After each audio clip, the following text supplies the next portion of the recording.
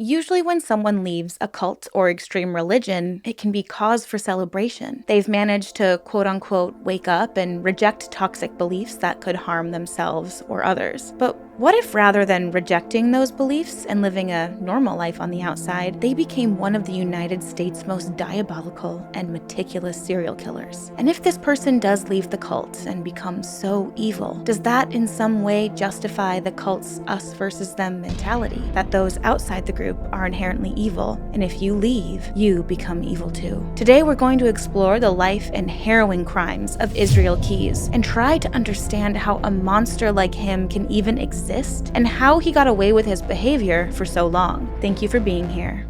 It's time to open a window and let the fresh air in.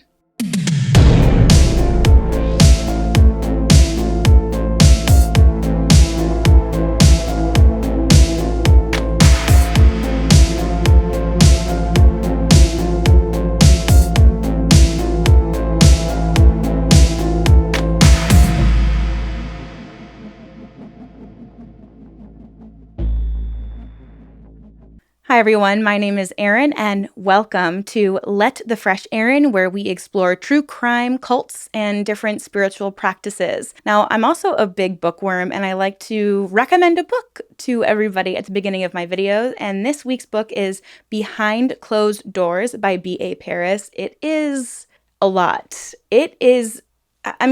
I read it back in March of this year, and I am still thinking about it. It still keeps me up at night. It's one of those books that is just incredibly psychologically thrilling, and honestly, it makes you wonder, what if you have to escape some type of scary domestic situation, and how would you do it? So highly, highly, highly recommend this book. And if you have read it, just let us know down in the comments how much you liked it. If you loved it, if it scared you, because it's been like 8 months since I've read it and I cannot stop thinking about it. Now, before we get into it, this case is the kind of case that keeps me up at night. It's literally my deepest, darkest fear. It's that idea that someone could just stalk a stranger with no motive besides just wanting to kill them. And that is seriously so terrifying to me. So please just be warned that this case is a lot.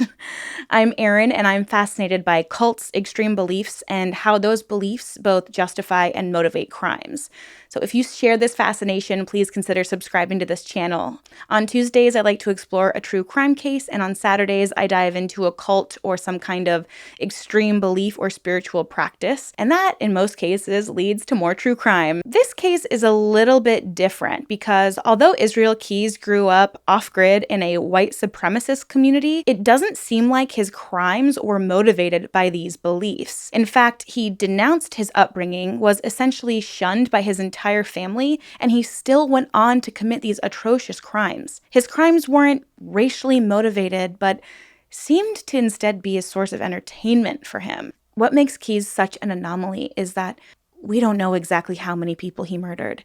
He operated under the radar for over a decade and only admitted to a certain number of crimes before he took his own life in a jail cell like the coward that he is. Keyes had the opportunity to provide closure to his victims' families, but to him, not exposing his actions to his own family and young daughter was more important to him. So he was selfish until the very end. Let's get right into it and explore his parents' cult-hopping behavior. Keyes was born on January 7th, 1978, and was the second child of Heidi and John Keyes in Richmond, Utah.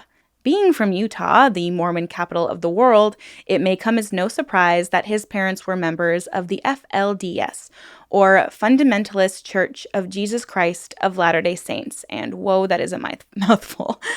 Now, the FLDS is the polygamous cult that branched off of the LDS so that they could practice polygamy. And like most cults, this separation led to even more extreme practices and beliefs. For example, members of the FLDS were encouraged to procreate within their own family to preserve their bloodline, which has actually led to many birth defects. Their prophet, Warren Jeffs, had the authority. He assigned wives to husbands and even would reassign wives to different husbands if their previous husbands disobeyed them. He also took it upon himself to marry other men's wives and even marry off children. The women wear long dresses that cover their arms and legs and often wear matching pastel colors to identify which husband they share. Warren Jeffs has also been known to assign and perform unions between men and children, marrying girls as young as 12 to very old men. And luckily, he is in jail because of these acts. In addition to these abhorrent practices, members of the FLDS were forbidden to engage in anything secular, so no movies, no internet, TV, celebrations, including birthdays, and basically no fun. They were essentially cut off from the outside world and lived in compounds together. As enticing as it may sound to live in a like-minded community, this is actually a form of isolation and control. Stephen Hassan, the world's cult expert, coined the bite model as a way to describe the methods used to control people within a cult. The bite model stands for the methods an authoritarian group uses to control its members: behavioral control, information control, thought control, and emotional control. By cutting its members off from the outside world, giving specific and separate roles to women and men, and having a firm and extreme religious belief, the FLDS is successfully implementing the bite model and is able to easily control its members because they aren't exposed to anything else. But apparently, this wasn't extreme enough for Key's parents because they decided they needed even more separation from the outside world. So in 1983, the family moved to a piece of land in Colville, Washington, to live their dream of being completely off-grid and living off the land. It was here the family attended the Ark Church, which later became Our Place Fellowship, and has been described by Keyes as an Amish-like church environment. Other resources describe Our Place Fellowship as practicing British Israelism, which apparently isn't considered inherently anti-Semitic or racist because it teaches that Europeans have forgotten that they are the chosen ones, not Jewish people. So they need to remember that they are better than everyone else. Yeah, doesn't sound anti-Semitic at all. So, although this church is considered more Amish-like, encouraging people to live off the grid, away from the control of the government, it does seem that British Israelism is a gateway to the more openly racist and anti-Semitic Christian identity religion, whose believers were encouraged to live off the grid, live off the land on their own, and that the government was the enemy. They needed weapons to defend themselves, and they wanted to live where there were no minorities, basically creating their own white communities. So, obviously, Keyes and his racist family decided to build a cabin in the woods. The cabin was being built very slowly, though, so for the family of 12, yes, 2 parents and 10 children, they all lived in a large tent outside for years before Keyes helped his father complete the small cabin that they then all lived in together. It was here that Keyes became a skilled carpenter and a man of the wild. He learned how to sit, sometimes for hours, to stalk and successfully hunt his prey. He became a very skilled marksman at a young age and hunted to provide food for his family. His family embraced this off-grid, anti-Semitic, white supremacist cult lifestyle. This was an area of the United States that at the time was known by white supremacists as the Northwest Frontier. Many members of the Christian identity movement moved to eastern Washington and northwest Idaho to celebrate their whiteness and be away from all minorities. It was a community full of church-going white supremacists, an area where it was common to hunt for your food, collect guns, and isolate yourself from the outside world and just be racist. Some of Keyes' childhood friends are none other than Chevy and Cheney Kehoe, known white supremacists whose murder spree ended in a shootout with Ohio State troopers in 1997. Now, although he had some friends who shared his interest in stealing from homes and starting fires in the woods, Keyes was a loner. Around the age of 17 is when Keyes began to realize that he was different than some of his peers. After trying to torture and kill a cat in front of his peers, their horrified reactions to the incident made him realize, oh, wow, not everyone likes this. And instead of thinking, well, then this must be a wrong thing for me to do, this moment is what sparked in him the idea that he would just keep his violence to himself from now on. It would just be private, just for him. And later, his mother would claim that she noticed some troubling signs in Keyes around this time, and of course, being in a cult, she blamed it on the fact that perhaps he had been exposed to the radio. Yeah.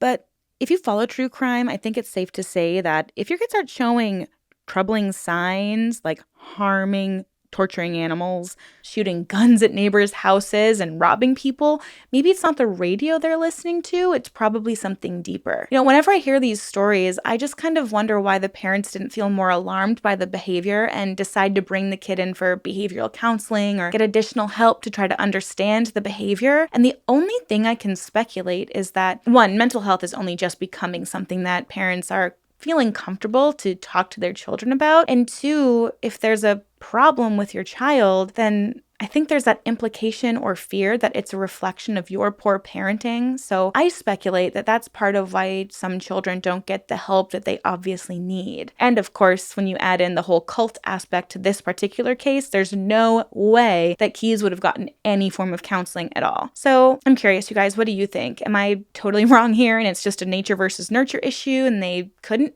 be helped? But please respectfully leave your opinions and comments down below. In his late teen years, he openly admitted to his parents that he didn't believe in God at all anymore. And with this, he was essentially kicked out of his family. His siblings were forbidden to speak to him ever again. Yeah, classic cult behavior. Now, Keyes has said in interviews that this is where he became interested in Satanism and wanted to commit some kind of murder ritual. Now, I looked more into this because I was curious what ritual that would be and why it would be significant to someone wanting to practice Satanism. But basically, what I learned is that the term Satan, or quote-unquote Satanism, was basically a term created to use for anyone who opposed Christianity, not necessarily someone who worshipped Satan. It's my understanding that Satan wasn't intended to mean an actual being, but just any opposition to Christian beliefs. And now, of course, there is the belief that Satan is a being that exists, and there are people who practice Satanism as a practice where they worship an entity, but this is definitely a topic I'm going to dive deeper into next month, so please make sure you stick around for that video. It'll definitely come up on one of the Saturdays in October. Now, it's alleged that Keyes' first victim was Special Olympics medalist Julie Marie Harris, who was just 13 years old. Keyes never openly admitted to this murder. He was in Colville during the time her prosthetic feet were found by the Colville River. The idea that anyone could target someone so vulnerable is absolutely sickening to me. He never admitted to this murder, but he was 18 and living in the area when it is thought to have occurred. We also know that he preferred victims of a smaller stature because their bodies are easier to get rid of, according to him. Another alleged attack was on Marlene K. Emerson and her 12-year-old daughter, Cassie Emerson. Marlene's body was found burned in her trailer in Colville, and poor Cassie's body was found months later, 13 miles away. Now, Keyes never admitted to harming any young children, but he did admit to committing his first act of arson while living in Colville. But here's the first confirmed crime that we know of, and it was confirmed by Israel himself. Now, Keyes decided he would perform a human sacrifice and that his first victim would be a young girl who he saw floating down the Deschutes River. She was tubing with a group of friends, but then they all fell behind. Now, Keyes was somehow able to pull her from the water, bring her to the bathroom, and sexually assault her. For whatever reason, she was very talkative to him and asked him a lot of questions. Keyes was frustrated by this and theorized that perhaps this had happened to her before because she was a lot more talkative than he imagined she would be. She even said to him that he didn't need to assault her, he could have just asked her out if he was interested, which I don't think I would ever be this brave, but this is the bravery that saved her life because Keyes was so frustrated by her, he let her go. Keyes did indicate that he regretted that he hadn't been more violent. If only he'd stopped there. After he broke free of his family, he ended up enlisting in the army, and although his family was anti-government, he had gained great marksmanship skills from his time living off-grid, and also basically wanted to try everything his isolating religion had prevented him from experiencing. Now, this is purely speculation and completely anecdotal, but I can't help but wonder if the army had something to do with his ability to shut off all empathy towards his victims. I've heard stories of people being trained in something like sniping and returning home a completely emotionless, non-empathetic person. Almost like being able to kill people at range required you to flip a switch off in your head. and not really see them as human anymore. So I just can't help but wonder if maybe that training could have contributed to his later mindset surrounding his behavior. But of course, I'm not entirely sure. What do you guys think? Now, after serving, Keyes moved to the Macaw Reservation in Nia Bay, Washington in 2001 to be with a woman named Tammy who he had met online. She was older than him and pretty independent. It would later come to light that this was a quality he looked for in women. Not because he found it particularly attractive, but because if they were independent and had their own goals and things to focus on, then they would ask him less questions and he could continue with his extracurricular activities. This would be the true beginning of his decade-long crime spree because Nia Bay is a boring town, according to him. It's like, dude, just get another hobby, like play a video game. Jesus. What's really scary about Keyes is he had a daughter with this woman, and he doted on both of them.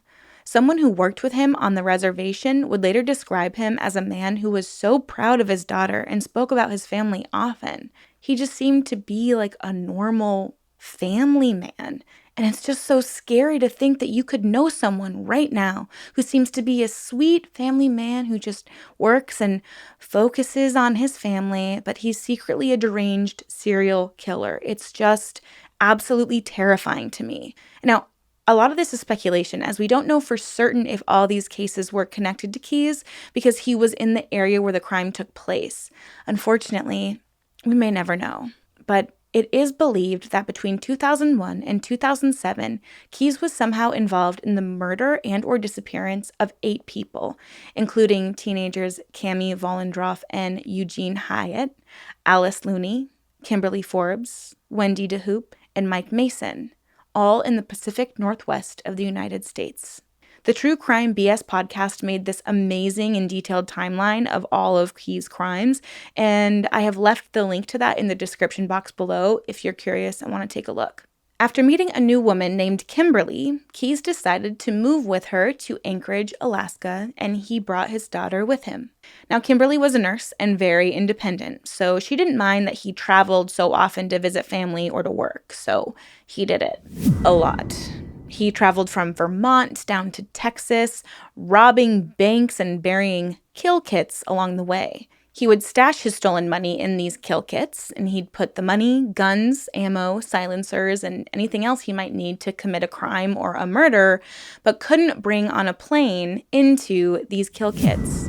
But I can't help but speculate if he ever had any work down in the lower 48. Did he have a contracting job and then just decide to randomly rob a bank while he was there? Or did he really have any work to do? Was he actually just traveling with a specific purpose to stalk his prey, hide a kill kit near where the future victims were? And then he obviously couldn't fly with all his murder supplies, so he would go back to Anchorage and then fly back, retrieve the kit, and commit the crime.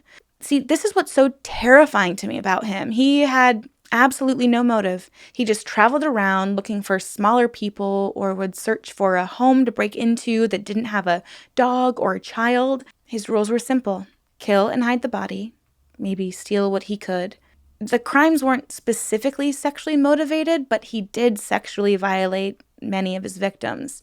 Now, again, we can only confirm 2 of these murders, but it is believed that he was involved in the murder or disappearances of Kathy McBroom, Deborah Feldman, Maddie Scott, Randy and Malitz Gorenberg, Nancy Bocciccio, Joey Bocciccio Hauser, Lauren Spearer, and Bill and Lorraine Currier. There could even be more.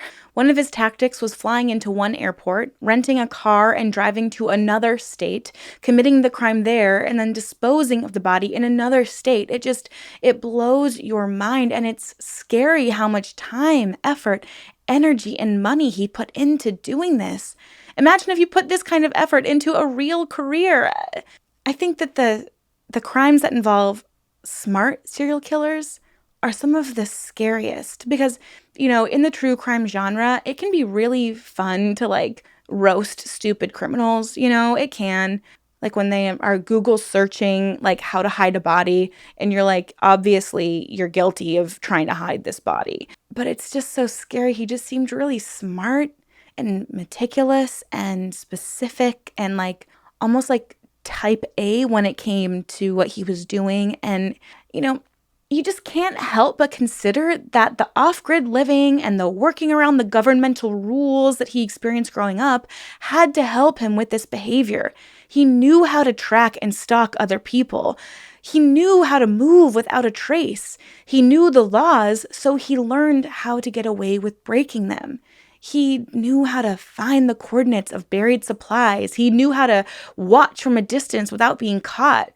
He was hiding in plain sight, and again, that is the scariest kind of serial killer. He had no real pattern, no real victim type. He wasn't in one concentrated area. Someone like him could be lurking around your community right now and you would never know it.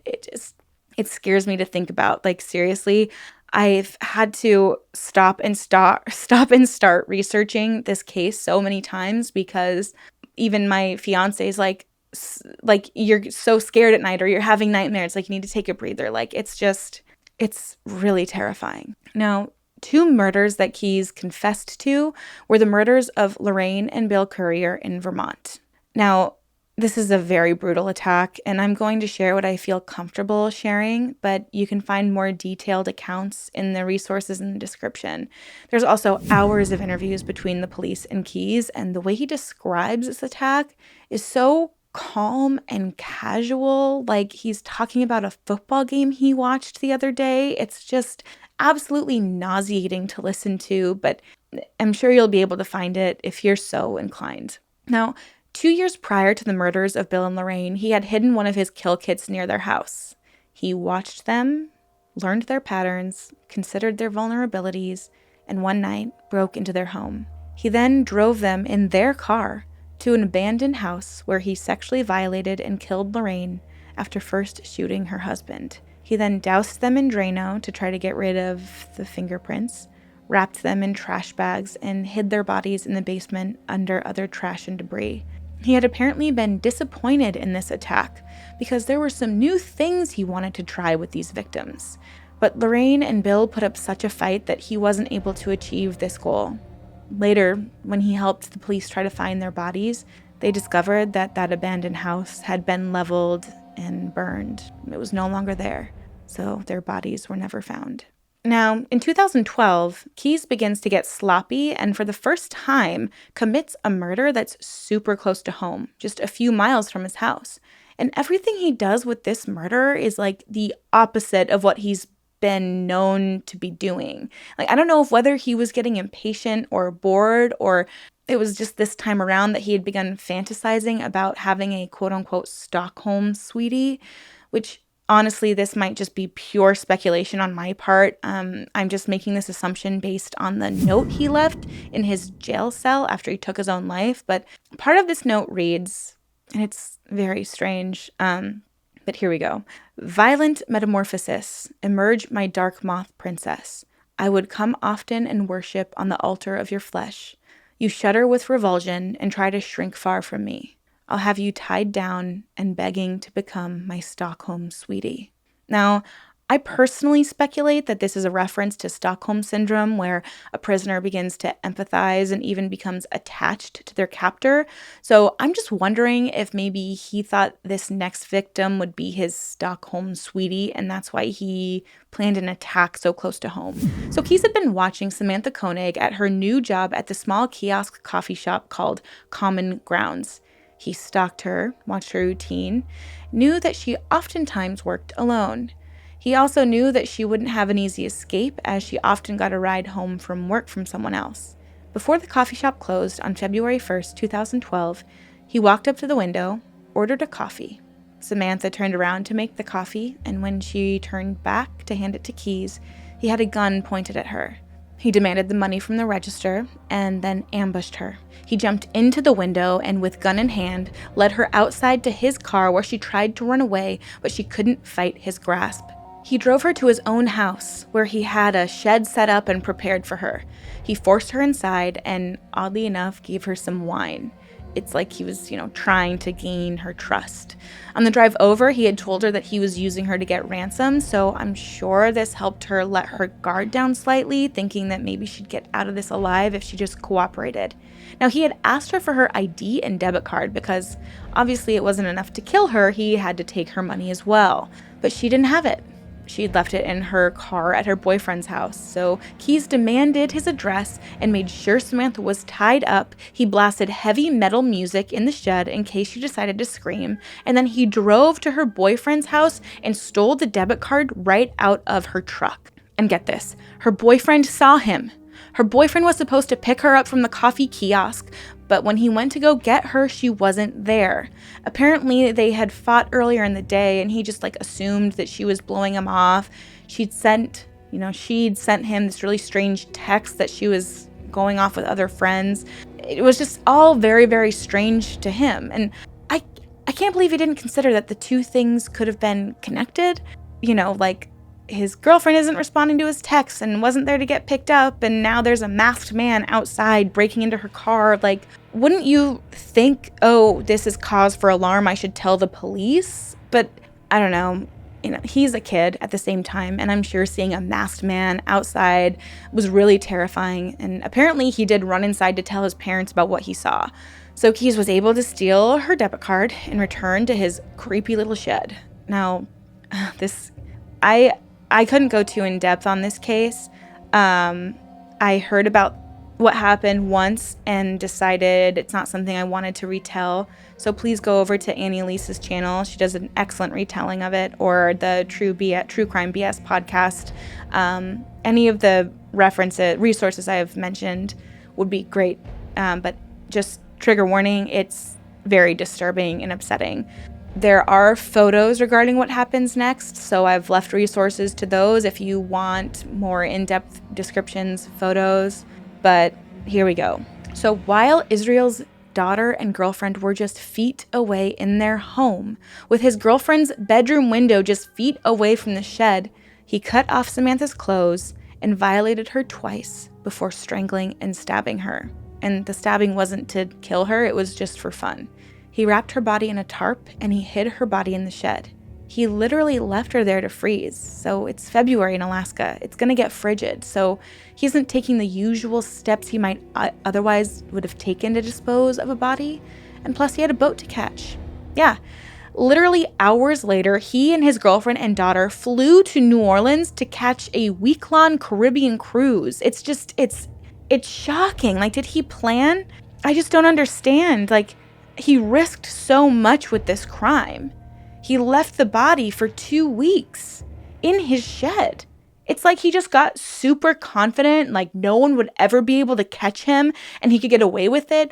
Or if he saw maybe articles on the internet, he'd be able to stay away from Alaska. That's kind of what I'm guessing his thought process through this was, because he was known to not just look up cases he'd been involved with.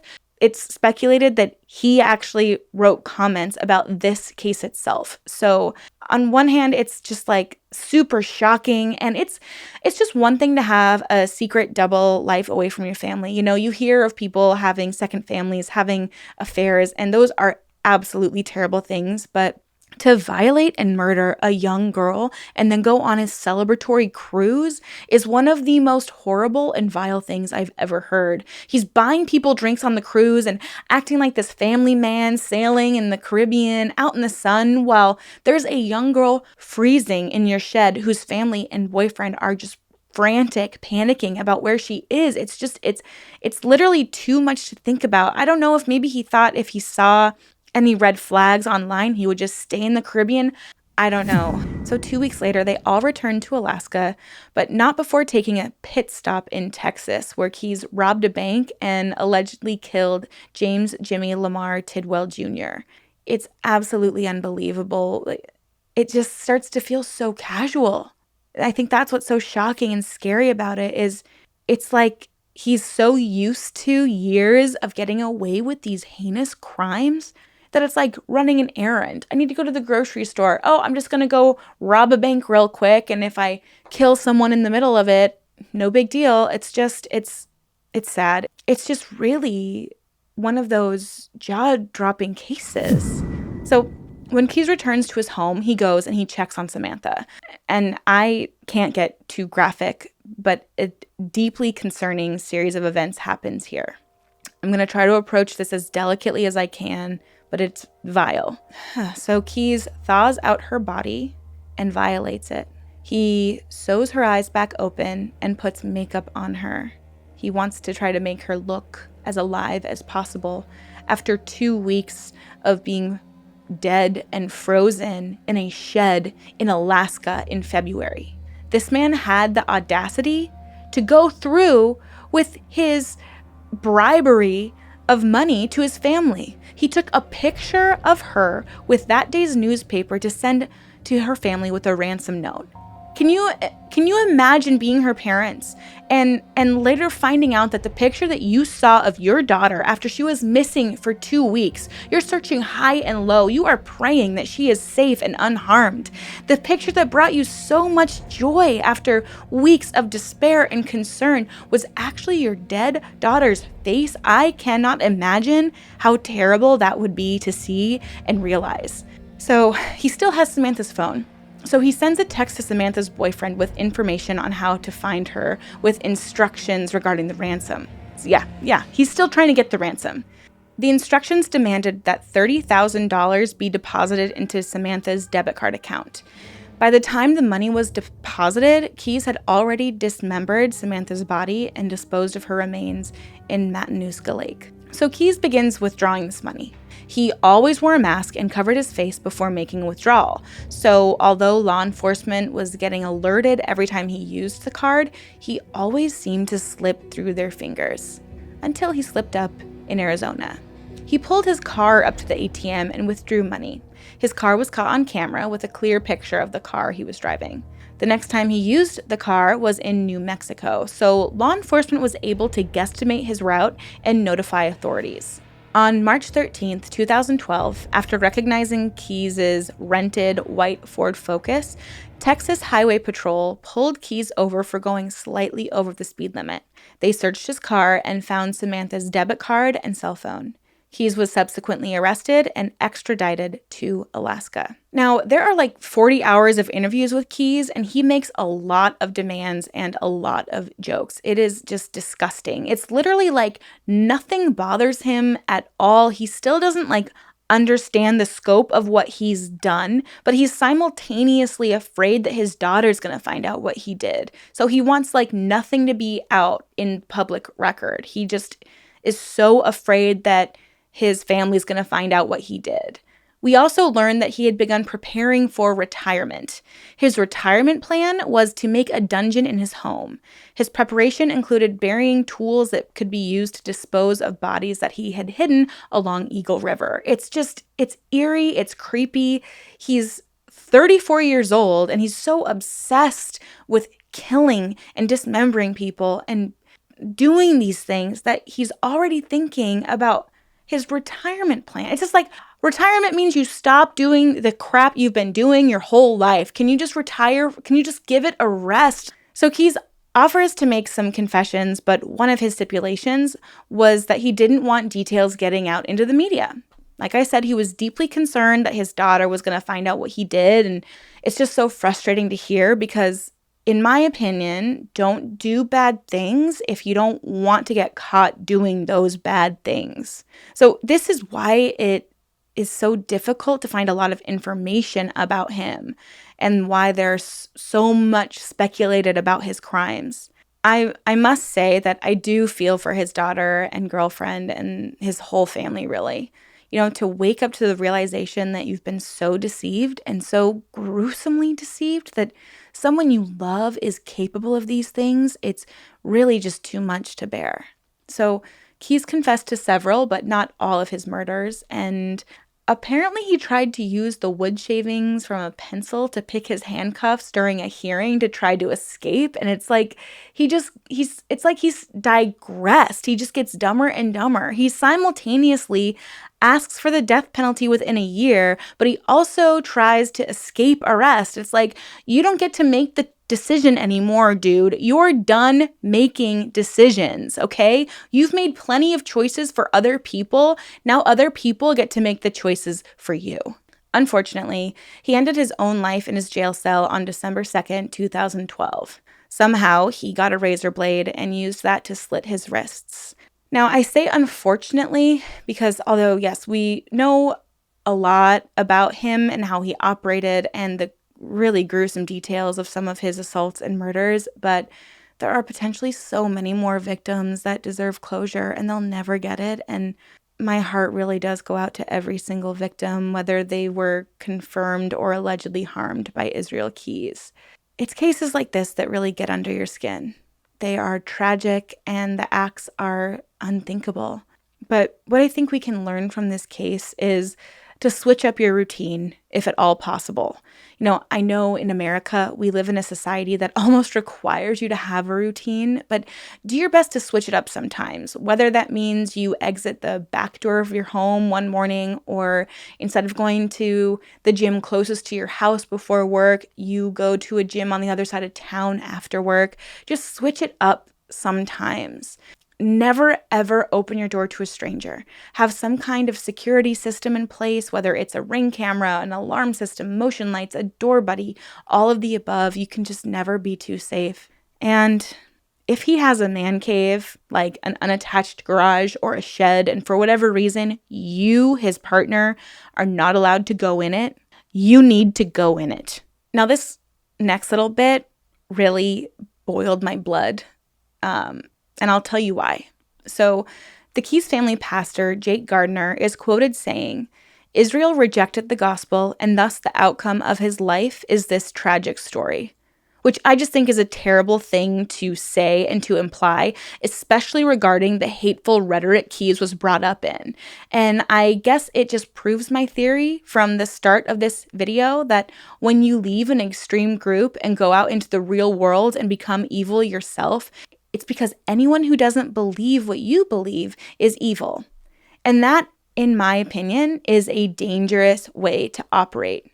People don't commit murder because they leave a church or a cult, especially a church or cult that seemed to have taught Keyes so many of the skills that he needed to perform these outrageous crimes. He grew up in an off-grid community where he was expected to hunt and kill things from a very early age. He was conditioned to hate certain kinds of people.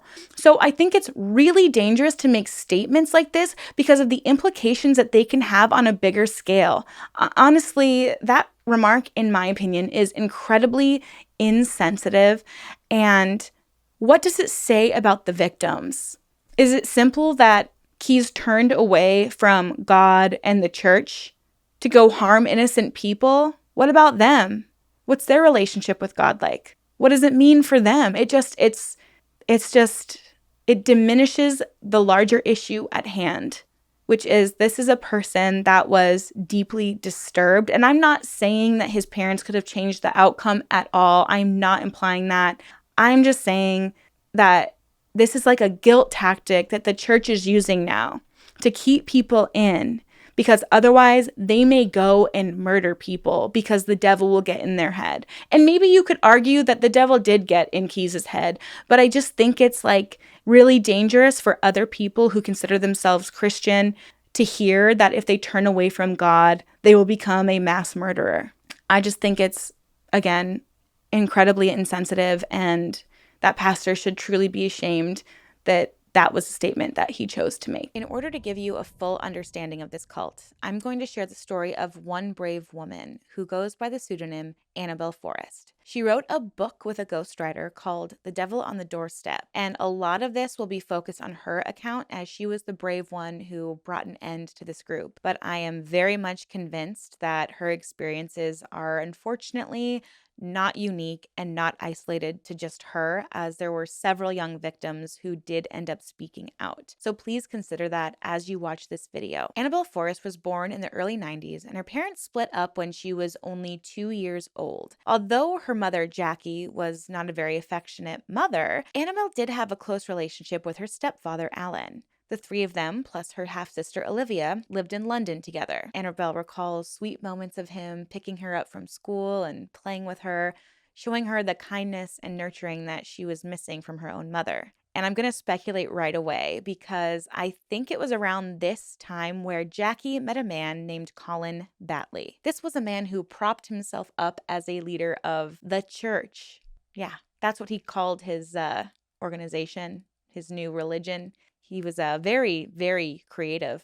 He just decided it would be called the church. Great job, Colin. So Colin was obsessed with the occult and dark magic. He'd come across a book called The Book of Law, which isn't explaining the law as you and I might know it. In fact, this book is actually considered a sacred text of a spiritual philosophy known as Thelma. The book was written by Aleister Crowley, who claimed that one day a guardian angel named Aiwass had dictated the law to him. The central teaching of this book is do what thou wilt shall be the whole of law, basically encouraging people to discover their one true purpose or mission, regardless of interference of others. And I kind of take this to mean that basically you have the free will to do whatever you want, regardless of societal rules or laws or other people's boundaries, as long as it means that you are living your truest and most authentic self. Now, it does say within the principle to be guided by love as you move on your journey towards your most authentic self, which sounds very lovely and very romantic, but if it was a happy ending, we wouldn't be sitting here, would we? There are a lot of red flags within these teachings. It seems like the idea of no one else being able to interfere with your authentic purpose means you can just ignore them when they say no, because, you're just living your most purposeful self.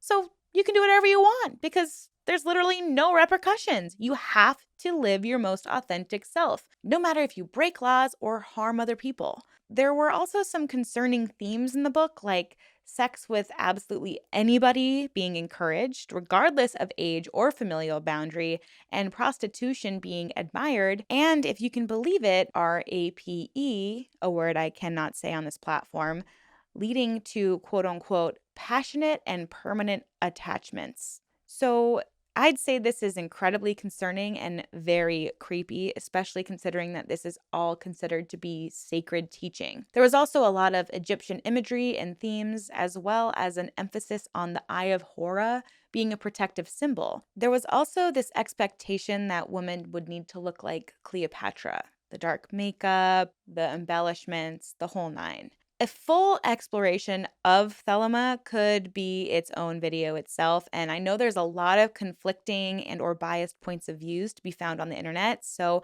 I highly encourage you doing your own research on the topic, but I do want you to be advised to use discretion as I wound up on some very strange websites, so just be careful. I'm going to speculate a little more because I find it quite interesting, but not at all surprising, that Colin Batley used this teaching of living your most authentic self to justify his cult behavior. It seemed that he hated working, but loved surrounding himself with women. He knew many women of the night, for lack of a better term or a more legal for YouTube term, and it was known that he would help facilitate the evening activities of those women while at the same time lifting himself up as a religious authority figure. It is said that he often preyed upon women who had young children and who were seemingly single so that he could groom those young children into a follower or maybe even someone to have intimate relations with. So it may come as no surprise that Jackie, Annabelle's mother, a poor woman living in a little more of a dodgy neighborhood in London, found her way to Colin. By 1997, the church had amassed 17 members, and Colin encouraged many of them to move with him to a small town in Wales. Now, this is a classic cult leader tactic. He isolated his followers so that they had no real link to the outside world. It was difficult for their family to get in touch with them, so there was no outside influence to any of Colin's teachings. He moved them somewhere remote so that, I'll speculate here, if one of them were to disappear, it would take a very long time for their family to realize it and go looking for them. So this was a very intentional decision that Colin made. And I'm guessing that a big draw to this group was the idea of spiritual growth, enlightenment, and it's even been said one of the promises was immortality. The women he gathered each wanted to be the special one, the ones that got to live forever. So if they were to sacrifice everything they knew and got out of their comfort zones and ran away from any person who could potentially distract them from Colin and what he wanted them to do, they were led to believe that this would help them with their spiritual growth. He had propped himself up so high as the all-knowing authority, and he told his followers that he literally knew everything, even things that they were doing privately. He manipulated their free will by offering them a choice. However, he would frame the options in a way that would make them choose the option that he wanted. It was like a ruse of freedom. He might frame the options like this. Well, you could stay here in London and be stagnant, living with the same people, living the same life, doing the same thing. Or you could move with me, commit yourself to your growth, and discover your true potential. It's giving 20-year-old influencer tries to sell a life coaching course. Just don't buy it. Now, if you're someone who wanted to make a change, you would obviously choose the latter, and you wouldn't realize that the choice hadn't actually been made by you, because he made you think that you wouldn't grow, you wouldn't see your true potential unless you made the decision to leave with him. He'd instilled a fear that if you made a different choice, you'd be worse off. And we'll see more examples of this as we continue Annabelle's story. By 1999, the group had moved into 4 houses within a cul-de-sac in Kidwelly. The followers were Sandra Iveson, Shelley Millar, Jacqueline Marling, Annabelle's mom, and of course Colin and his wife Elaine, who lived right next door. So Annabelle and Jackie ended up following Colin to Wales, and Alan, the stepdad, even came along.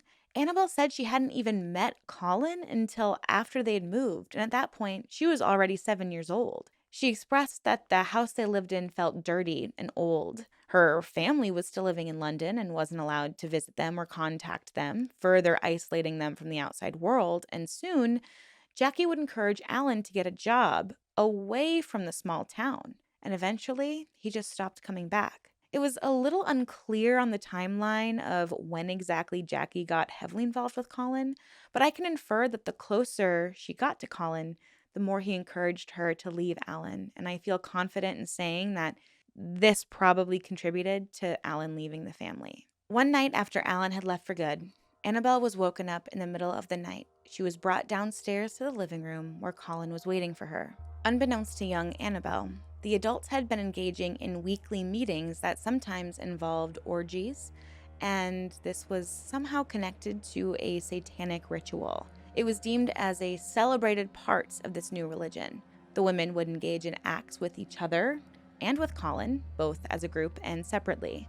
This type of intimacy had become so normalized within the group, and intercourse had almost become a requirement of the religion. The women were led to believe that intercourse was a vital part of their spiritual growth. Sex, often and with anyone, was one of the tenets of this religion. So, I suppose it will come as no surprise that poor Annabelle would begin to be groomed to believe this behavior was normal the night she got pulled from her bed when she was only 7 years old. In the dark living room, Colin addressed her while her mother stood by. He told Annabelle that she was the chosen one, and that now was the time that she needed to commit to her journey within the church, because if she didn't, she would endure never-ending pain and darkness in what they called the abyss. From what I could gather, the abyss was a made-up place used to instill fear in the followers of Colin's church. It would kind of be the equivalent to the threat of eternal damnation if you were a Catholic or Christian. The threat of never-ending pain for eternity. And Annabelle is only 7 years old, so this is really scary for her. And she's also afraid of Colin. I mean, she barely knows the man, and he's scaring her with these tales of the abyss. She doesn't have Alan there to support her or nurture her anymore, and her mother still just isn't emotionally present. So she listens to Colin and silently observes as she is initiated into the religion. Now, trigger warning, the rest of the story gets very graphic, and considering that there are children involved, it's extra disturbing, so please use discretion as we continue with this story. Annabelle is forced to stand and watch as her mother performs fellatio on Colin. She's 7. I can't imagine the confusion and the fear she must have felt, and she didn't fully understand what was going on. It must have been so terrifying, especially when Colin said, while the act was being performed, straight to Annabelle, "When you get your period, I'll have you." It just makes me so sick to think about this. And unfortunately, as time went on, Jackie, Annabelle's mom, got busier and busier within the church, which is another classic cult tactic: make the followers work for their spiritual growth. Followers in cults are often so overworked and tired that this exhaustion and sleep deprivation makes any tiny act of kindness from the leader seem like a big gift. Exhaustion, coupled with the threat of the abyss, made his followers easier to control because at that point, they're just running on autopilot. They just want to get from day to day. So Annabelle's mother was gone every weekend, and Annabelle was stuck back with Colin. When Jackie returned, she was simply too exhausted to spend time with Annabelle, and Annabelle felt more isolated and neglected. At one point, Annabelle even expressed a desire to leave and go live with her father, her real biological father. And to her surprise, Jackie agreed and brought it up with Colin, who used his masterful choice manipulation technique to get her to stay, make her feel like she was making the choice. As we know, he had to make little Annabelle feel like she was making the choice to stay. So he said, "I'll take you to your father's, but just so you know, he won't be able to take care of you." So with the threat of not being taken care of, Annabelle decided she would stay. She didn't understand at her young age that a choice whose only other option instills fear in you isn't really a choice at all. You don't really have free will, which ironically is the number one principle of this cult. But Colin didn't want anyone to have true free will. He manipulated their freedom of choice until the very end. Because remember, in this religion, it doesn't matter who he hurts, as long as Colin is living his most true and authentic self. And I guess to Colin, his most authentic self was a creepy, old, manipulative, and predatory cult leader. Great. By now, Annabelle had been fully integrated into this cult. There were gatherings every Sunday to read the Book of Law. Egyptian imagery and art filled the homes of the cult members, which was obviously scary for young children to see. And as a way to show devotion, the female members got the Eye of Horus tattooed on them as a symbol of being protected by a higher entity and as a symbol of devotion to the cult. Sound familiar? Well, it's been speculated that Keith Raniere himself, the founder of the Nexium sex cult, may have been inspired by this cult. But I mean, that's not proven, but it has been speculated. Like Keith Raniere, Colin began keeping his own secrets. And when he was questioned, he implied that their little church was a part of a larger secret organization. If anyone questioned him, he would simply respond with, "That's part of church secrecy," as if it was confidential information that only a certain high rank within the church was allowed to know. He wouldn't allow anyone to watch news, movies, and if anyone in town asked him questions, he encouraged his followers to tell them that they were Mormons. Yet another classic cult tactic. We've spoken on my channel about Stephen Hassan's BITE model before. It's the 4 tactics used by an authoritarian ruler or entity, and Colin is really using all of them. He's trying to control everyone's behavior, information, thoughts, and emotions. Here we're seeing information control.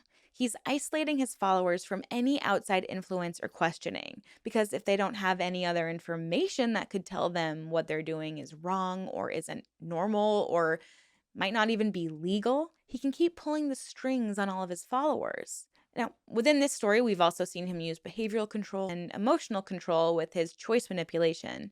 But perhaps the most concerning of all of this was thought control. All familial rules and boundaries had been stripped away. There was no boundary between what was appropriate behavior between an adult and a child. So when Annabelle was 11 and Colin snuck into her bed, she didn't really have the option to say no to him. Colin called these little evening visits he forced upon Annabelle tests, and implied that if she performed well during these nightly tests, it would help her rise up within the church. These acts became something she had to do if she wanted to become a real member of the church, which her entire life had been tied to at this point. Her and her mother had been involved since she was 7 years old. It was all she knew. He kept presenting her with what experts call the semblance of choice, where she believed she had a choice, and it was to sleep with Colin or basically be on her own. At 11, what other choice did she have? These tests occurred almost every night for nearly 3 years, and I just have to point out that we're just focusing on one victim's story. There were several other children who were treated this way, and I can't imagine the fear and the suffering they underwent.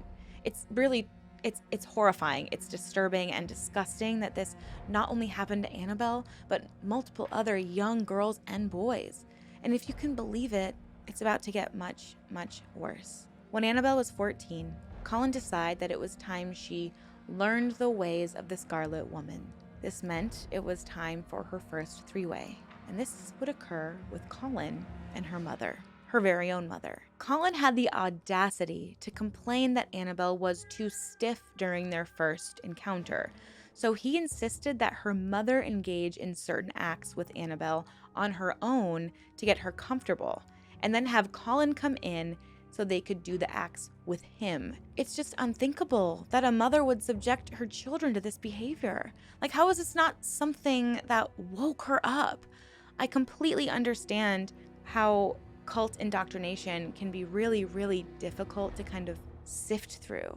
But there's really just not a word to accurately describe how upsetting this is and how hard it is to hear that a woman could subject her own child to something like this. Now, Colin became concerned that Annabelle might fall pregnant, and it seemed he recognized that if a minor had gotten pregnant with his child, it would probably shed a negative light on his organization.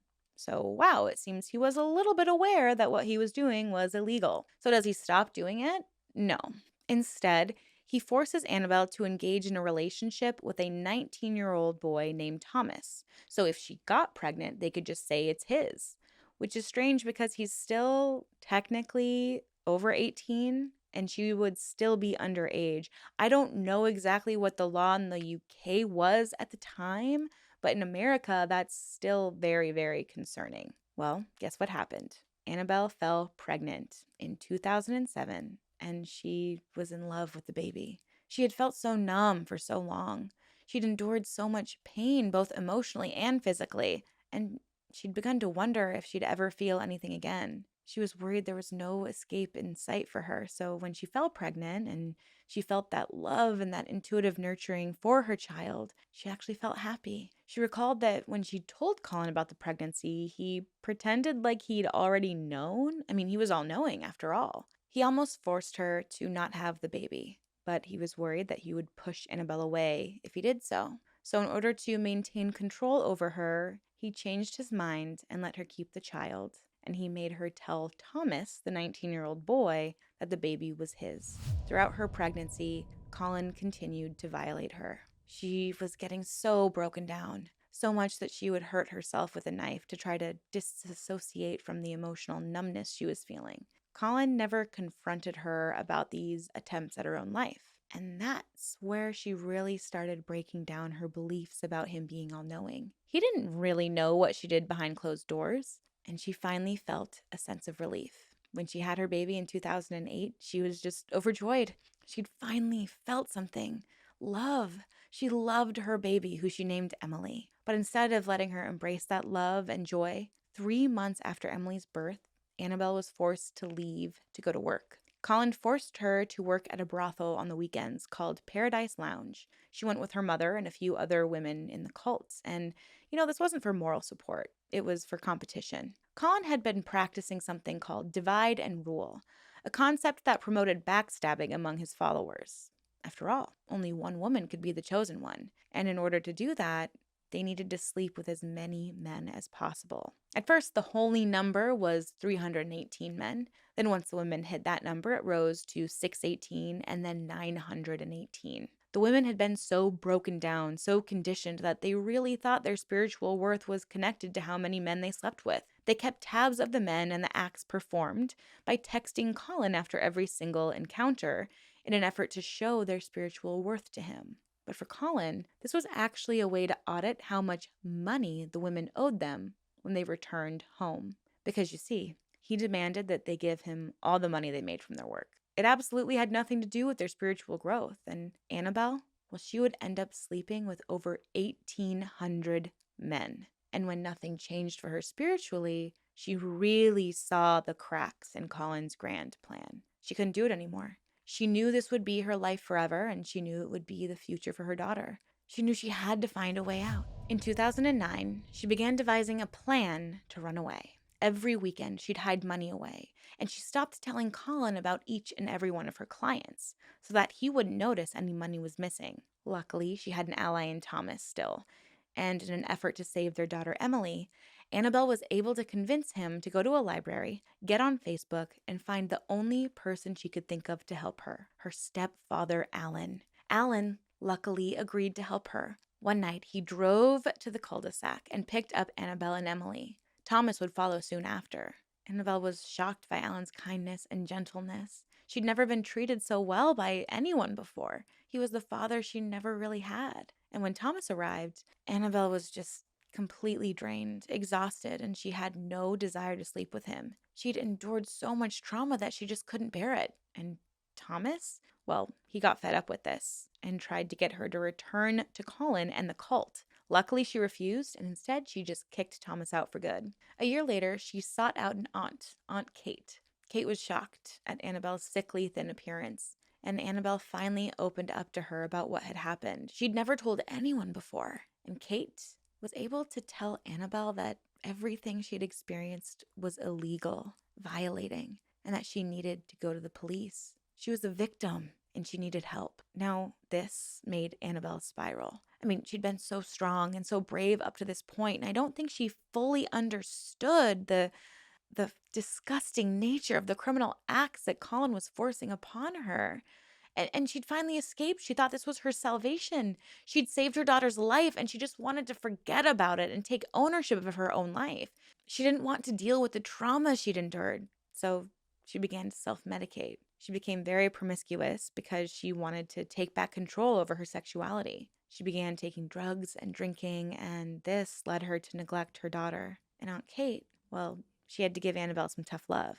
She threatened to kick Annabelle out if Annabelle didn't clean up her act. She told her that if Annabelle couldn't be a good mother to Emily, then Emily would be taken away from her, and Annabelle left. But luckily, 3 days later, she returned because she really was in no place to handle it on her own. She'd become even more sick and thin, and Kate was concerned that she might have contracted HIV. I mean, she had slept with almost 2,000 people. But luckily, the test came back negative, and after this ordeal, Annabelle was finally ready to go to the police with her story. The investigation was long and challenging. Annabelle was questioned for days and still didn't fully understand the ferocity of the crimes that had been committed against her. The police actually had to explain to her how terrible what she'd gone through was. I mean, this is the power that cult indoctrination has. It can totally change how you perceive right from wrong, and honestly, thank goodness Annabelle woke up in time for her to get out of it, for her to protect her daughter. And really, everyone else who got stuck in this group has Annabelle to thank. So, after the press picked up the story, more victims felt inspired and empowered to speak out, and most of them were underage when the crimes had been committed. Of course, Colin and Jackie denied all wrongdoing, but when a DNA test that was performed on Emily proved that Colin was the daughter's father, well, that was the nail in the coffin. In 2011, Colin Batley was found guilty of 35 charges, including trafficking. His wife and Jackie were found guilty of 5 charges, and Shelley was convicted of 2. And Annabelle decided to go to the sentencing. She felt strong again, and she wanted to see her mother one last time. See if her mother could show up as the nurturing person she needed in her life. Maybe her mother felt bad for everything she had forced her daughter to do. But Jackie simply gave her a look as if to say, "What are you doing here?" And that was all the closure Annabelle needed. She wanted nothing to do with her mother. All of the perpetrators in this case were given prison sentences. Shockingly, Colin wasn't even given the longest sentence. He got 11 years, Jackie got 12, and they both might be out of prison at this point, or at least very soon, but I wasn't able to find any information confirming this. But wherever they are, I can only hope that they feel enough shame and guilt to never do this again. And if they don't feel that, I hope that by now they have enough notoriety that people just keep their distance from these monsters and continue to talk about the horrible things they've done. The more we can promote awareness to predators and cult like groups like this one can save a lot of people from experiencing what Annabelle went through. So if you're so inclined, please talk to your friends about this case, do more research about this case. And if you know someone in the UK, please send this video to them because any day now, these people could be free, wandering around like the predators they are. It's just really scary to think about. That's actually one reason I wanted to create this channel was because I wanted to bring more awareness to groups like this and hopefully help people understand the dangers of these groups. And Annabelle, although she's still tortured, has been able to move forward. She found a nice man, had another child, and as far as I know, is living a happy life, even though she endured a childhood that no one deserves. Talking about any cults, but especially cults that involve children, is really challenging. And it's really difficult to try to understand how something like this can happen. The indoctrination of some of these groups is so meticulous and specific that it's just not as simple as saying, well, just stop going to that church or just don't do it anymore. And I know it's really difficult to be on the outside looking in because you want to just shake these parents awake and say, stop. Like, why aren't you seeing the red flags and getting out sooner? And it's frustrating, it's upsetting, and it can lead to terrible stories like Annabelle's. She was just an innocent child who had no idea what was being done to her. And she certainly had no idea it was so vile and illegal until an outsider opened her eyes to it. She should never have had to go through it, and her mother should never have put her through it. All right, y'all, so let's get right into this case. Today, we are going to start at the end so we can get a full understanding of where we're going and how we got there. On November 26, 1996, Richard Wendorf and Naomi Ruth Queen were found dead in their home by none other than their daughter, Jennifer. They weren't just found dead, they were found brutally beaten to death. It had to have been such a horrible sight to see, and I can't imagine being their daughter who found them. But they had another daughter named Heather who was nowhere to be found. But later, authorities would learn that she was the direct link to the violent killing of her parents, and that Heather herself had been inducted into a vampire cult just hours before the murders. Now, we're going to rewind 16 years. It's March 28th, 1980, and a boy named Roderick Ferrel was born. He was born to his teenage mother, Sandra Gibson, who was definitely not prepared to raise a child. She tried her best, though, and even married Rod's father. But very soon after, they would divorce, and her and Rod would be on their own. They moved around a lot. They moved from town to town, from gig to gig.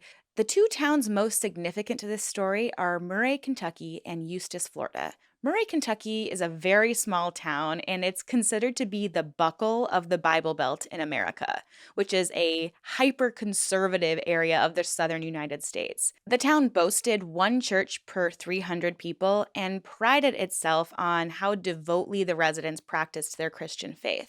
Sandra and Rod lived there for a few years, and Sandra, being young and not really having any career skills, supported the two of them by exotic dancing and turning tricks at night. They lived in this town for a few years before moving down to Eustis, Florida, where Sandra's parents had purchased a home. Sandra thought life could be a little easier if she had her parents' support, so she moved herself and Rod down. Here, Rod would meet Heather. And spoiler alert, it's the same Heather whose parents would be murdered years later. Heather was one of Rod's first girlfriends. They just hit it off. Unlike her sister, Jennifer, who was a popular cheerleader, Heather was an oddball. She found it a little more difficult to make friends. And Rod had similar struggles in school. He just couldn't seem to fit in. So the two of them bonded very quickly and stayed in touch when Sandra moved herself and Rod back up to the ultra-conservative Murray, Kentucky, a couple years later. Now, by the time Rod was 12, he was back in Murray. He and his mom got along great. They bonded easily and shared similar interests. Sandra shared a vampire role-playing game called Vampire: The Masquerade with Rod. They would often play this game together, as Sandra seemed to have an interest in vampires. It's said that this is what really sparked his interest in vampires, too, as well as the other dark arts. He became interested, well, some would say obsessed, with the occult and dark magic. He wore dark clothes and was not really the most approachable kid, so this made school and making friends very difficult for him. He was bullied and isolated. Couple that with the lack of a fatherly figure, and it's no surprise that when an older boy befriended Rod, he really began to idolize this guy. This kid's name was Jaden, and the boys met in September in 1995. Jaden was a junior or senior in high school and was already the leader of a vampire family, and he started integrating Rod into this family. Not only did this group of teens engage in role playing games, they also indulged in drugs, alcohol, and sexual rituals and blood rituals. They were loyal to Jaden and obedient to him. He was their leader, and Rod, the young boy without a fatherly figure, needed a leader in his life. And the group was almost inseparable. And obviously terrifying to this small Christian town. They would wander around at night and would be seen at 2 or 3 a.m. at fast food restaurants just kind of loitering about. They would role play human sacrifices, engage in sex acts together, and actually drink each other's blood on a regular basis. Now, Rod hadn't drank any blood yet, though, because he hadn't been initiated officially into the vampire cult. But soon enough, in 1996, that special night would come, and Jaden would initiate Rod into the group. Now, they believed that drinking human blood would make them immortal, because human life was sacred. They were forbidden to kill any humans because they needed the orgasmic exchange of energy to feel good. It seemed to be like drinking blood was this weird adrenaline rush for them. So on the night of Rod's initiation, Jaden brought him to a cemetery and led him under a big tree. There, he cut 3 slits in Rod's arm, and Rod allowed Jaden to drink his blood. Then he did the same thing to Jaden. And after this orgasmic experience, it sounds absolutely disgusting to me, apparently they sat around and meditated for hours, taking in the energy that was created from the experience. Rod was officially part of the vampire family and had become immortal. Rod and Jaden continued to get close. I mean, how can you not get close with someone whose blood you've been drinking on the regular? But one night, during an evening walk, Rod found a kitten, and trigger warning, this is where animal abuse is depicted. He picked up the kitten in what initially seemed to be a caring way. But after the kitten clawed him, Rod became so angry that he swung the body of the kitten into a tree, killing the poor animal instantly. After seeing this, Jaden decided that he was going to begin distancing himself from Rod. By this time, the activities of the vampire cult were not unknown to the residents of Murray. In fact, the residents were getting fed up with this evil presence in their town, and Sandra, Rod's mother, was beginning to notice a change in Rod. He'd become more violent and threatening at home. He openly claimed to be a 500-year-old vampire named Visago and claimed that he was possessed by dark entities. His mother tried to get him help and send him to mental health facilities, but he resisted and obviously didn't take it very seriously. I mean, he really thought he was a vampire. She even brought him to court after reporting him for violence at home in an effort to get some legal support because she claimed that he was unparentable. But unfortunately, nothing was done. One night, he even got into a physical fight with his leader Jaden and was subsequently banished from the vampire cult. Once again, he was isolated and didn't even have his mother's support anymore. He somehow ended up reconnecting with Heather down in Florida. They would call each other and be on the phone for several hours. And this was before cell phones, and landline calls across state lines could get really expensive. So after racking up large phone bills, Sandra forbade Rod from calling Heather. So he began to call her collect, so then her father would have to pay for the bill. And her father obviously did not take kindly to that and tried to limit or even cut off the phone calls. This would anger Heather, and she would start complaining to Rod about her father. Back in Murray, Rod was starting to make new friends. He began dating a girl named Charity Kesey and ended up indoctrinating her into his new vampire cult. Yeah, he was drinking her blood. I mean, how many vampire cults can one southern Christian town have?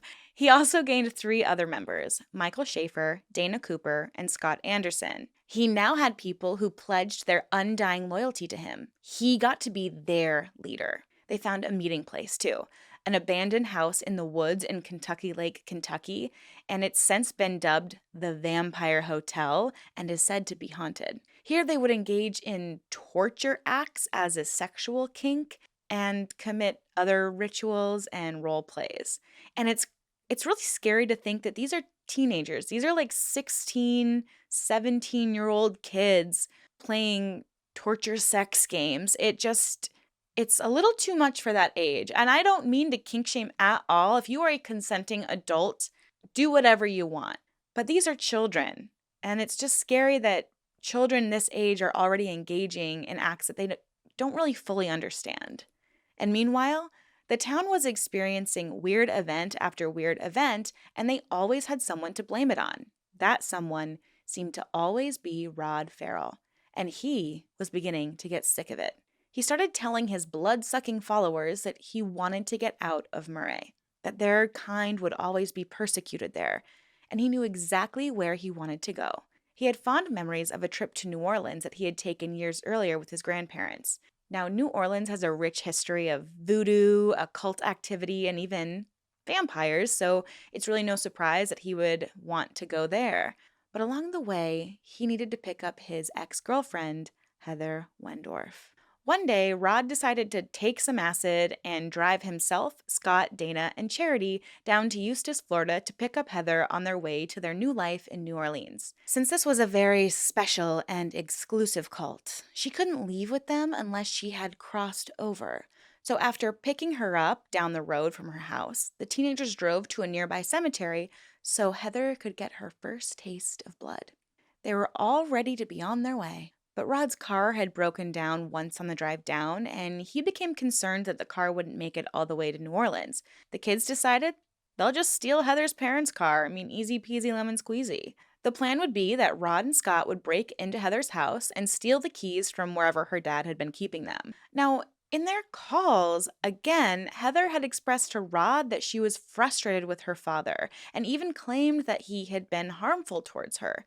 So she'd already planted this seed in Rod that her dad was a bad guy, perhaps even an enemy. So while the teens circled the house to find the best point of entry, Rod found a crowbar, grabbed it, and impulsively decided that that night he was going to kill Heather's father. On November 26, 1996, Rod and Scott entered the house through the garage and walked right past Heather's dad, who was sleeping in the living room.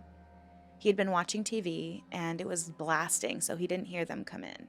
Heather's mom was in the bathroom taking a shower, so Rod took his opportunity.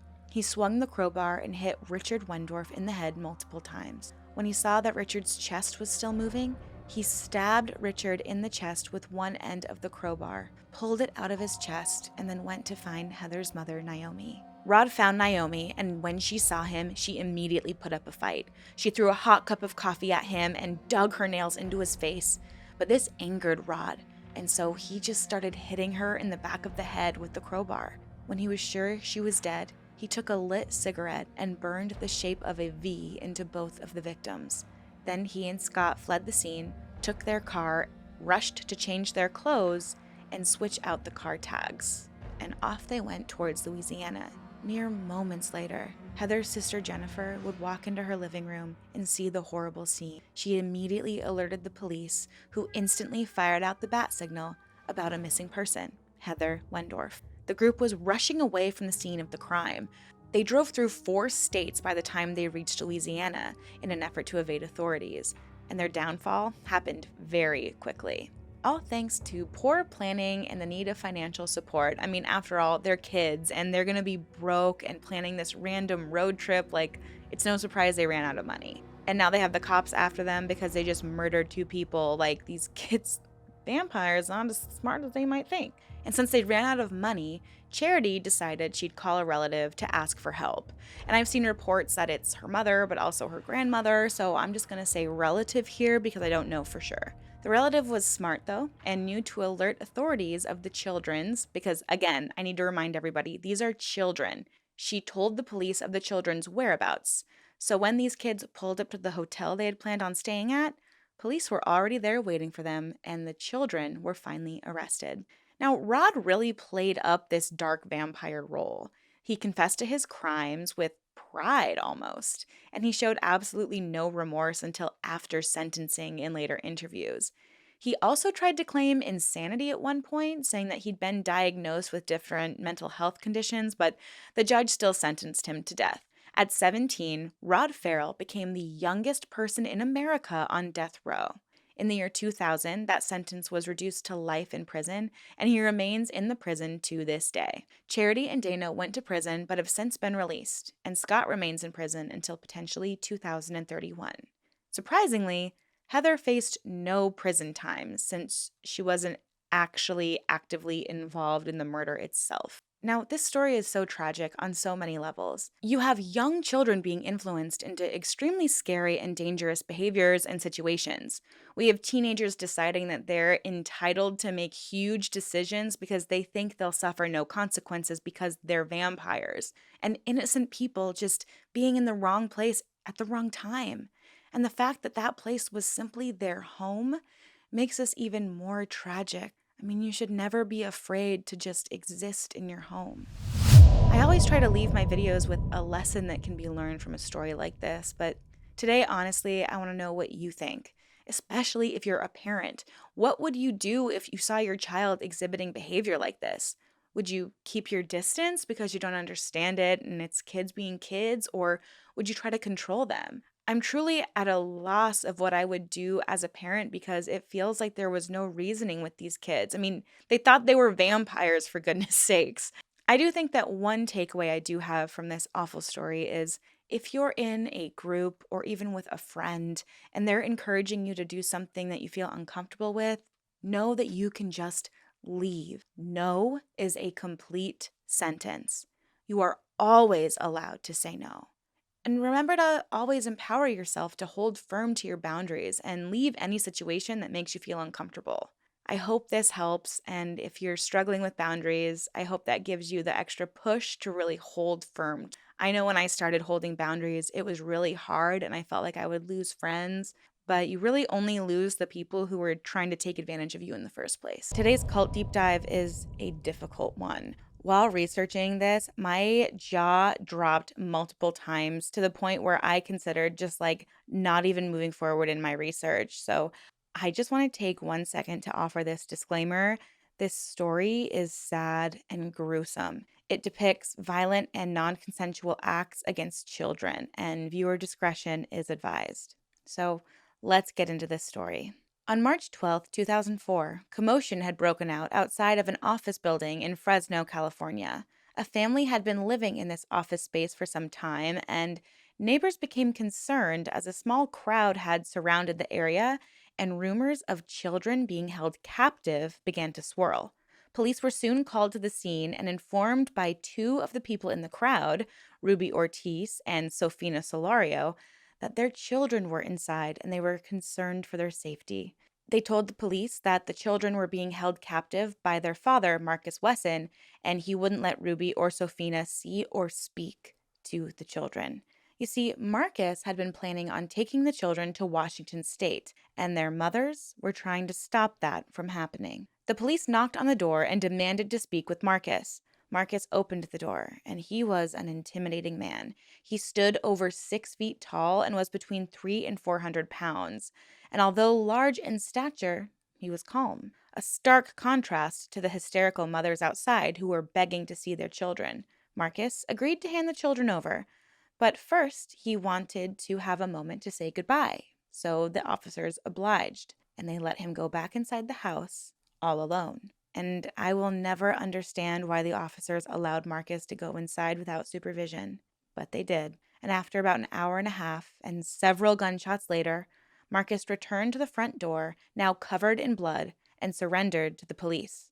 The police would later testify that they didn't hear any gunshots, but neighbors said that they did. So I'm not sure if I believe the officers' testimony because when they entered the building, they came upon a horrifying scene.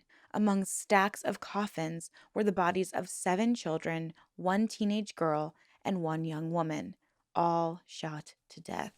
So what happened inside that building? Let's start at the very beginning. Marcus was born on August 22nd, 1946, to Benjamin and Carrie Wesson. He was born in Kansas, but the family moved to San Bernardino, California in the early 1960s. His father was violent, both physically and intimately, and seemed to have an interest in other young boys. Benjamin, Marcus's father, ended up running off with a male cousin of his and abandoning his wife and children, and I speculate that this is how incest began to become normalized in young Marcus's mind. Marcus had seen and experienced his father violating himself and his siblings, as well as witnessed him become romantically involved with a cousin, his own family member. And I can only imagine that to young Marcus, this had to have just seemed normal. He didn't really know any other alternative at the time. And his mother, she knew about it.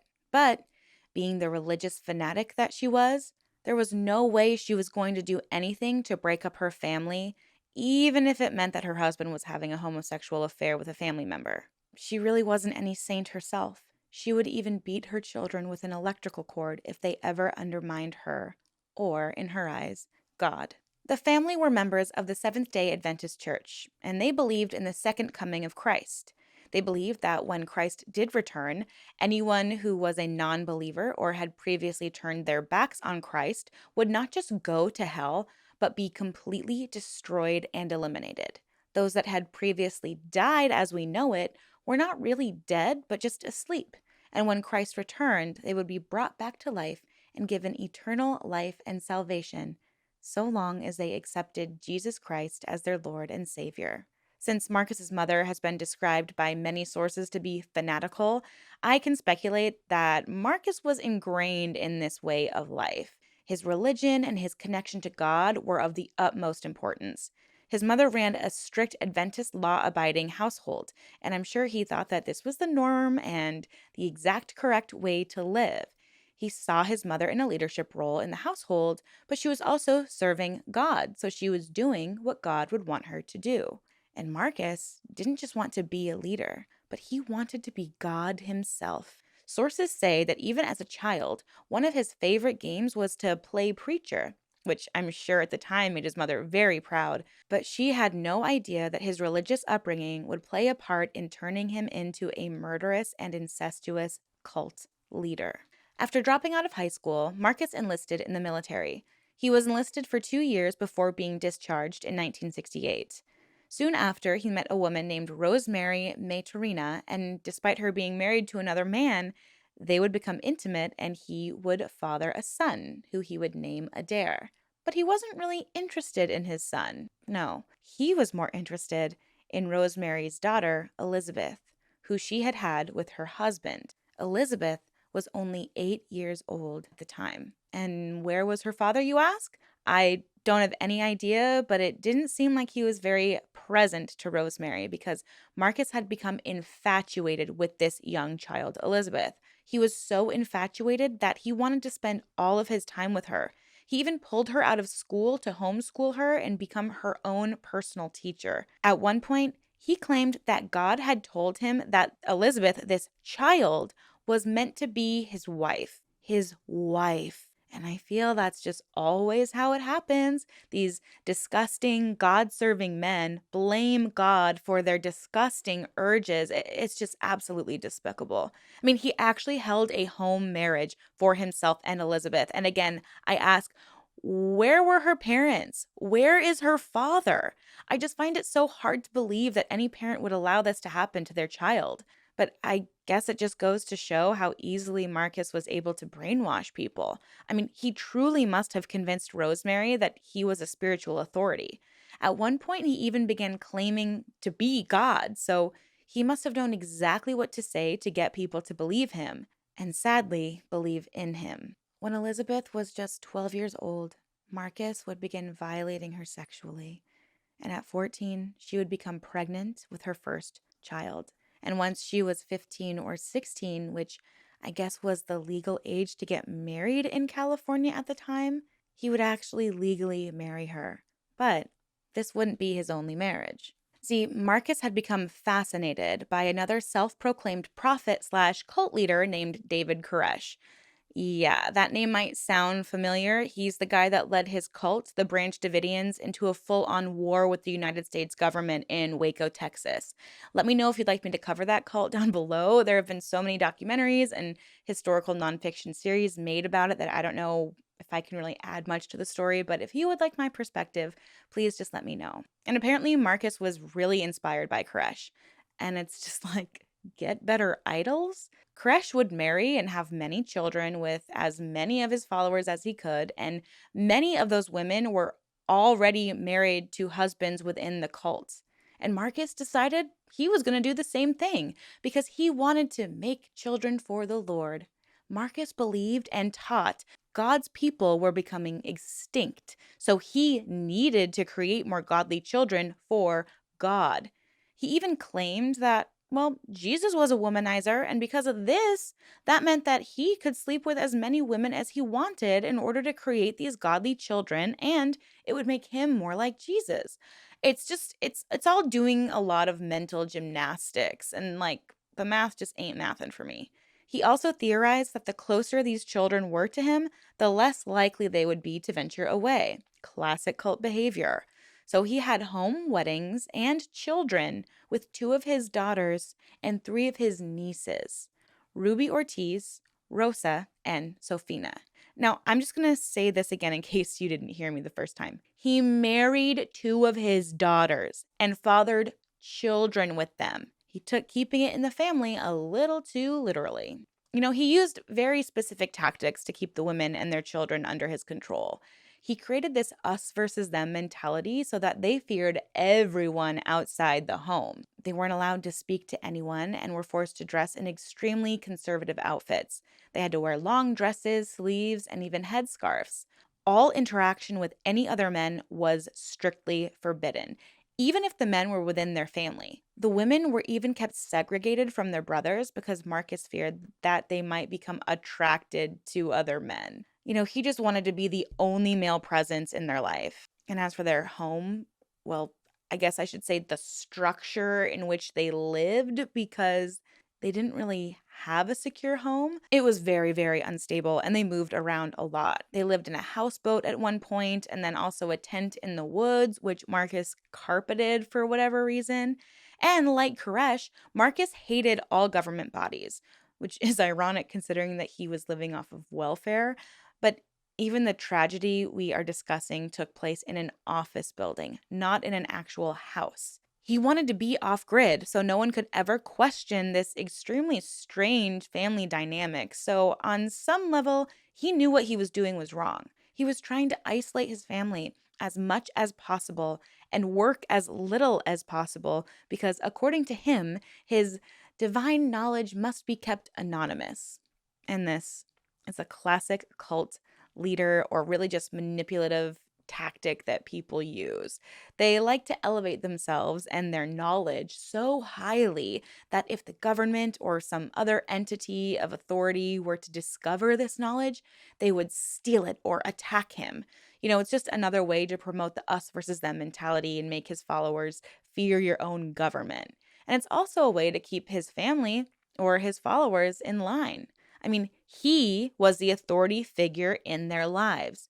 He used a classic set of tactics within the BITE model, which we've talked about several times on this channel, but if you're new, it stands for behavior, information, thought, and emotional control. We obviously see the information control with Marcus forbidding his followers to speak to anyone else, but we also see behavior control. The women were kept under his direct rule. They did all the labor in the home, and although Marcus never worked, he just sat around collecting welfare. They were forced to massage his feet and engage in other questionable and disgusting acts with him. He even controlled what the children learned. He homeschooled all of them. They had no interaction or information from anyone outside the home. He intentionally sculpted their belief systems, and he even wrote his own Bible where he depicted Jesus as a vampire and Marcus as God himself. Or maybe Marcus was Jesus. Honestly, I think that he thought he was all of the above and maybe even a vampire, because apparently he was a big fan of vampire books, and coupled that with this obsession he had with power and religion, it made him create this weird belief system that somehow included everything, all of the above, and that somehow justified all of his creepy, disgusting behavior. I guess Since Jesus had come back after 3 days, that meant that he was immortal, just like vampires. It's just such a complicated and strange religion that he invented and put himself at the center of. He even went so far as naming his children after vampires or some kind of combination of Jesus and vampire. I think he's really just towing the line between obsession and religion. I don't know. It sounds so hard to believe from the outside, but within his little tiny cult, that's what they believed. It's my belief that his favorite way to control his family was with fear. He manipulated their emotions so that the smallest indiscretion was met with the biggest punishment. Although Marcus liked to eat a lot of fast food, his children were forced to scavenge for food. They'd even be forced to dumpster dive for a meal. One time, one of his sons became so hungry, he stole, if you could even call it that, a single spoonful of peanut butter. And do you know how Marcus responded? He decided he would beat him for 30 consecutive days as punishment. The poor boy was starving. They were poor. There wasn't enough food being given, and he got beaten for it. It's even said that he hit his infant son Jonathan so much that the poor baby's legs began to bleed, all because he was doing something that every infant does. He was crying. It's absolutely horrifying and despicable, especially because it was probably always justified to the family somehow. Because Marcus had propped himself up as some religious authority, so what were they supposed to do? He completely manipulated his family into thinking that this behavior was okay, and that's not even the worst of it. He justified his disgusting sexual urges with his religion too.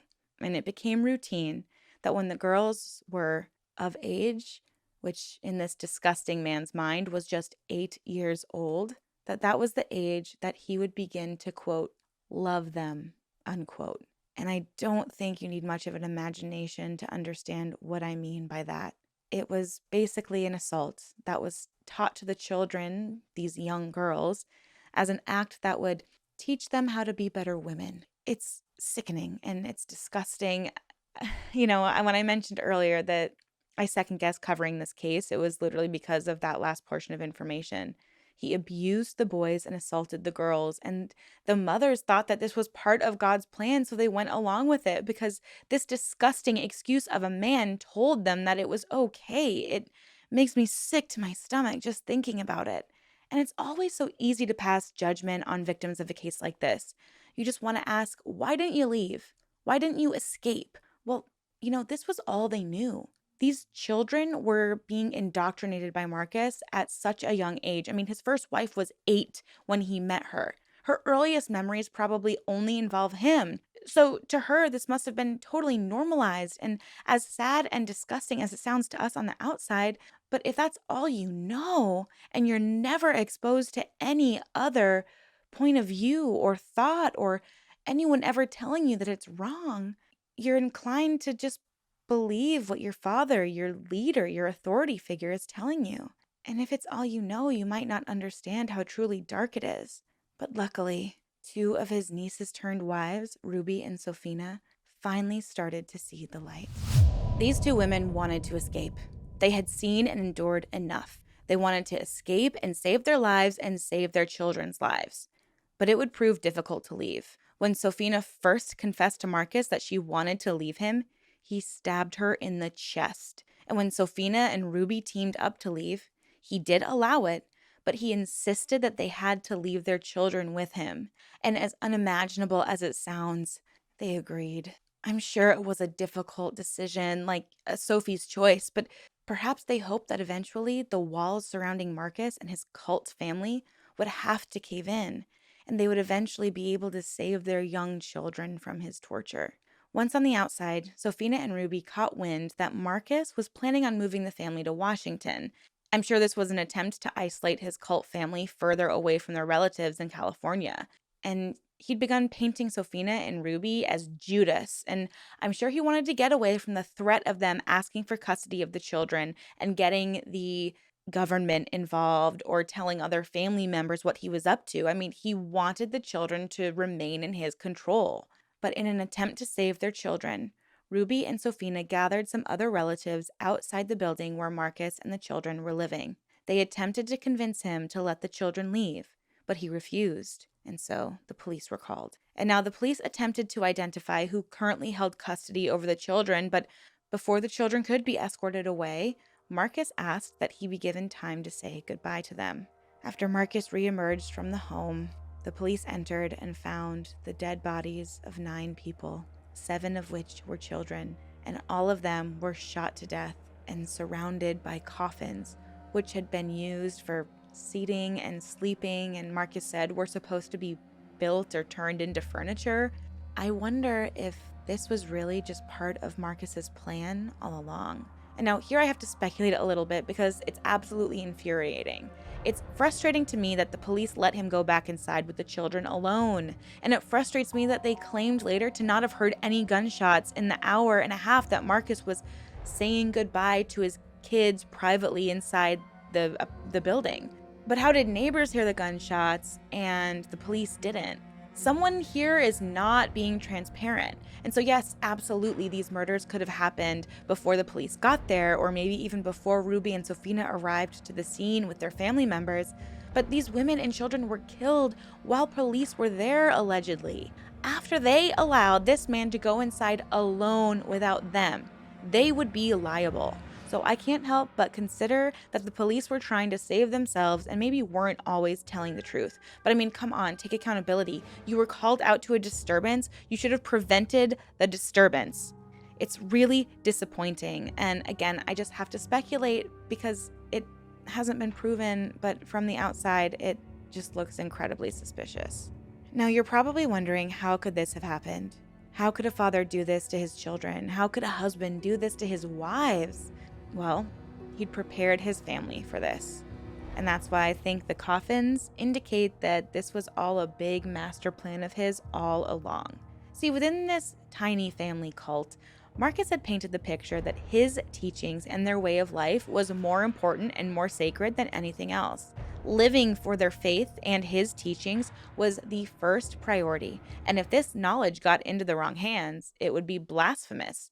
He'd already instilled a fear and hatred of the government and had already formed a plan within his family unit that if the government should ever interfere with their family and way of life, allegedly, Marcus had forced the family to take what I'm calling, for YouTube purposes, an unaliving pact, basically a promise to end their life if their way of life was ever threatened. Remember, they didn't really believe in death.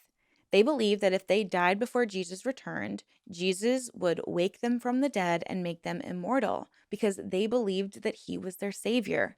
They most likely didn't believe that this unaliving pact was more final and eternal as it ended up being. They all agreed that they lived for Christ and there would come a time where they would have to die for Christ. This pact made it a little more difficult to prosecute Marcus for the deaths because his DNA wasn't actually on the murder weapon, and he claimed it wasn't his doing, but one of his daughters, Sabrina's doing, and she was the one who committed the murders alone, and then she turned the weapon on herself. She was described as a gun fanatic, and the weapon was found under her arm at the crime scene.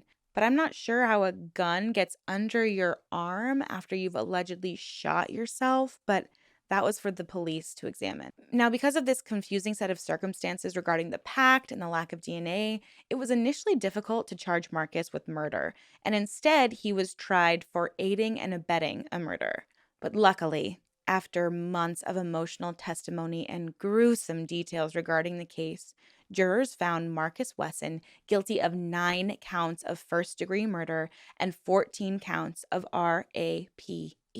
The judge sentenced him to death, but he is currently still incarcerated at San Quentin, 18 years after his conviction. It's really such a shame that in 2023, law enforcement still seems to only recently be taking into consideration the meticulous behavior of cult leaders. If we look at known cult leaders like David Koresh, Jim Jones, they convinced their followers to die for their cause. Even Charles Manson was able to convince people to murder on his behalf. It's just surprising that after all this time, nothing more can be done to protect people from these groups. And it's really a shame that the police couldn't do more in regard to this situation. It feels to me from the outside that this looked a lot like other cults that had already had tragic outcomes. So a pattern had been established, and I just wish that law enforcement had begun taking cultic mind control a little more seriously. I mean, undue influence is making a decision without your own true understanding of the scope of the impact that decision could have. And it's clear that this is a pattern within cults. People make these decisions to hurt themselves or hurt others, but they don't fully understand how terrible of a decision it is. And it doesn't justify the act at all. I mean, they're still responsible for their crimes. But Marcus idolized some of these cult leaders. The themes we see in cults are different, yet so similar. And I really hope that we're getting to the place societally and in law enforcement where we really start understanding what undue influence means and how it can literally ruin and end lives. I mean, and we have seen some recent wins. The Nexium case with Keith Raniere being put away for prison for the rest of his life is a really great example of law enforcement stepping up. This needs to be the norm. When people are influenced and coerced into certain behavior, we need to start recognizing it and try to find a way to put a hard stop to the indoctrination before these terrible, terrible events happen. Marcus Wesson thought he was unstoppable. And it's a tragedy that he wasn't stopped until he killed nearly his entire family because, in his eyes, his power was more important than their lives. And I'd like to take a moment to remember the victims in this tragedy. 1-year-olds Marshy, Java, and Sedona, 4-year-old Ethan, 7-year-olds Jonathan and Aviv, 8-year-old Elabel, 17-year-old Elizabeth, and 25-year-old Sabrina, who all died that fateful day in March 2004. My heart goes out to their family and loved ones who no doubt remember that day and that tragedy, and I can only wish them healing. I thought that ending my videos with a word of wisdom or a lesson would make me feel like I had more of a purpose in doing these videos. I thought it would help me justify my coverage of these topics and these tragic events, and honestly, it gets more and more difficult to find what one might call a silver lining. I never want to come across as insensitive or like I don't understand the scope of these horrific events. But I do want to say here that life is always more valuable than an opinion, a belief, or a group dynamic. We need to listen to people when they share a red flag about a group or a person. And yes, people are innocent until proven guilty, but we should always take these red flags seriously to avoid awful situations like the one Marcus's family were put in. Because of this strange family dynamic, they have to live with this memory of this tragedy for the rest of their lives. This was a difficult one to get through, but I want to know how you're all doing. If you've gotten this far, please leave your thoughts down below in the comments. Thank you so much for your support, and please stay safe out there. Until the next one, goodbye.